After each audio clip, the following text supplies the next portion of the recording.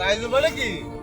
আরে ভাই কি বাবা সারা দিন জায়গাতে তুমি এনে বইরেছো? ভাই মনটা বেশি ভালো না ভাই, আপনারা বাউল জগৎ থেকে ভাই আমার লাইফটা বাদ দিয়েছি। বাউল তোকে লাগতে বাদ করে আছো মানে?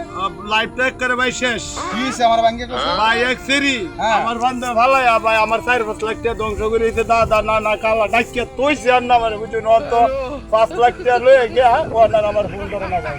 এই যে শুনো, আমি তোমার আগে কইছিলাম যে নর্তকীরা পারলাম না, তুমি হইরো না। অন আজকে হইরে হাইরে এখন সবকিছু আড়াইছো না। ভাই এটা তো আমি জানতাম না ভাই, মহিলারা দেমত হয় ভাই। শুনো, বাংলাদেশ বাউল সমিতি ফেসবুকে দেখলাম, বাংলাদেশ বাউল সমিতি এটা উদ্যোগ নিতে আছে নর্তকীরা গান বাংলাদেশ থেকে বন্ধ করবো।